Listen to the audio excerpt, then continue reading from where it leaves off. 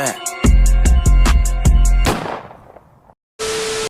You did it. You graduated. You survived 4 years of awkward class presentations, school lunches that probably violated the Geneva Convention, and your Discord group chat did not get leaked. But now you're out. You're free. And suddenly that question hits like a truck. So what's next? Some people sprint toward college like it's the finish line. Others clock into a job 2 days later like, yep, this is life now. And then there's the rest of us just sitting in our rooms like, should I start a podcast or a pyramid scheme? Let's talk about it. The types of people after high school and how weird this phase of life actually is. Starting off, we have the college dreamer. These are kids that always knew they were going to college. They had a dream school, a major, a life plan, a backup plan, and a backup for their backup. They got their dorm set up off Pinterest, joined a Discord server for their class before orientation, and had their roommate's name memorized before they even graduated high school. Fast forward a few weeks and it's like, yeah, I'm 14 grand in debt, I hate my major, and my roommate's been coughing since the second week of school. College is cool if you know what you're doing, but most people don't. Most people just go because they're told to by parents, teachers, guidance counselors, and the ghost of the American dream, and now you're paying 40 grand a year just to cry in a communal bathroom.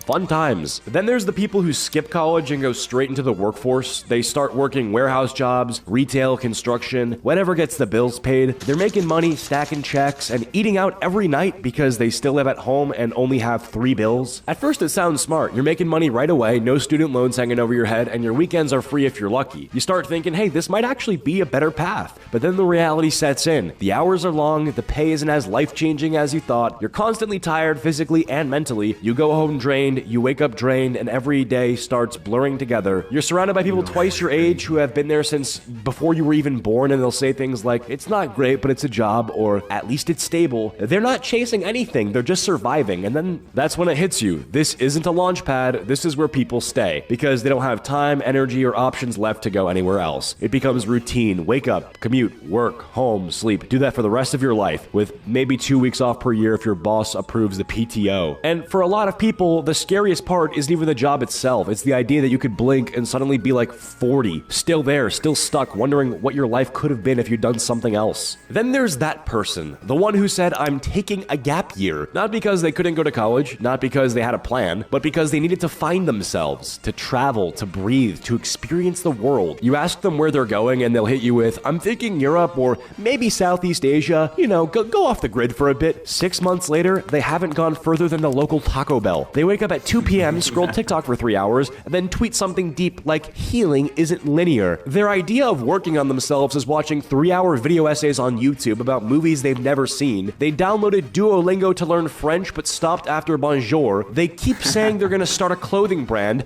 and they did design one hoodie in Canva that they haven't posted because they're waiting for the right vibe. And listen, there's no shame in taking a break. Sometimes that time off is necessary, especially if school has burnt you out. But the problem is this break becomes your whole life. You know, 1 month becomes 3, 3 becomes 6. And before you know it, they've built a full routine around doing absolutely nothing. Wake up late, stare at a wall, play some Valorant, hit up their local gas station for dinner, and repeat. But they'll keep saying, trust me, bro, I got plans. And when you ask what those plans are, it's always vague. Big things coming. I'm in a building phase right now. No, you're not. You're in pajamas at 4 p.m. They'll talk about launching something like they're Elon Musk, but the closest thing they've launched is a DoorDash order. They keep referencing the economy like it's the reason they haven't made a move yet. Like, I mean, with inflation the way it is right now, bro, you don't even pay for gas. What are you talking about? And look, we've all been there to some extent. You know, the weird limbo phase. You're technically free. You don't owe anyone anything. You're just kind of floating. And for a while, that can feel amazing. You're not answering to teachers. You're not stuck in a classroom. You're not dealing with exams or deadlines. But if you're not careful, that float becomes a free fall. You stop making decisions. You stop trying, and you convince yourself that you're waiting for the right moment when really you're just scared to start. Gap years are fine. Resting is fine. Vibing is fine. But if your gap year turns into a gap decade and your life plan still revolves around a clothing brand that does not exist yet, maybe it's time to clock back in. Next up, we have the friend who straight up disappears after high school. High school ends and this person vanishes like it's a Marvel post-credit scene. 1 minute they were at every hangout, every group chat, every chaotic late night Discord call, then poof, they're gone. They stop replying, they leave the Snap group chat without without saying a word. They're not mad, they're not beefing, they just dipped. At first, you're like, maybe they're busy, but then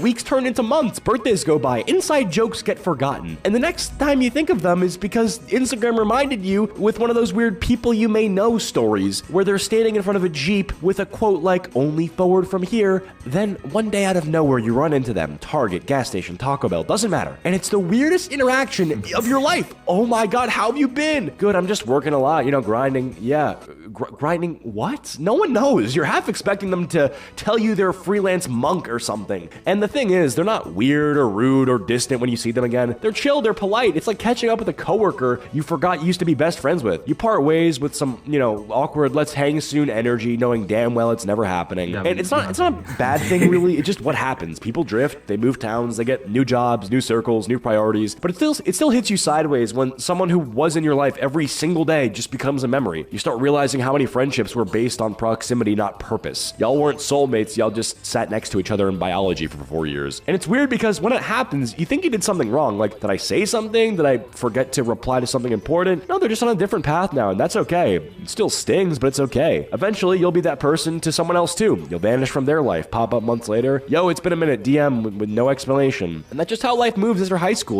Friendships stop being automatic. You actually have to put effort in, and if neither of you do, that bond just fades. Not out of malice or hatred, just out of life. Sorry, I'll try to keep it lighthearted, not to get too existential with you guys. All right, next up, we got the bum. There's the gap year person, and then there's their final form, the bum. Because the gap year person pretends that there's a plan. The bum, they're not even pretending anymore. They're in a deep void, no goals, no job, no plan, just vibes, vape clouds, and a mattress on the floor. Their sleep schedule doesn't exist. They just collapse at random. They've watched 18 seasons of Grey's Anatomy this month alone. Every day is just a blur of TikToks, microwave burritos, and I'll do it tomorrow. You ask them what they're up to, and they'll go, just chilling lately, trying to figure stuff out. Bro, it's been a year. What are you trying to figure out? Shapes? They'll randomly bring up business ideas that sound like fever dreams, like, I might start a CBD candle line. I've been looking into, vending machines and passive income, You look over and they're watching a 6-hour YouTube documentary on crypto by a guy named Finance Daddy. They haven't applied to a single job, not because they're unqualified, but because they haven't updated their resume since 10th grade when they worked at Chuck E. Cheese for 2 weeks. And here's the thing, it didn't start this way. Most of the time, the bum used to be the gap year person. They took a break to chill and they just never got back up. It's like when your computer goes into sleep mode but never wakes back up, that's them. It's being stuck in a permanent loading screen. And that's kind of the post-high school lineup. There's definitely some people I haven't covered, so 10,000 likes for a part 2. Whether you're in college pretending to take notes on a Zoom class or working 10-hour shifts debating if a Costco membership counts as an investment,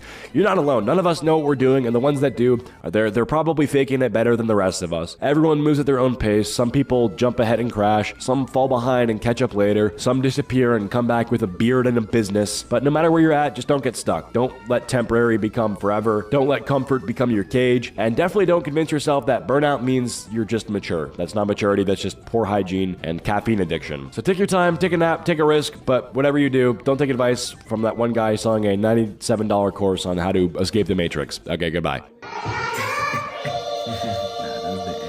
That's so real, bro. Thank you guys for watching. I hope you guys enjoyed the video. We out, bruh. You slapping it though? Man, B. Luke coming underhand like that softball pitch. Right. Bow, hello. Bow, hello. Bow, hello. Just 3 times? Bow, bow, yeah!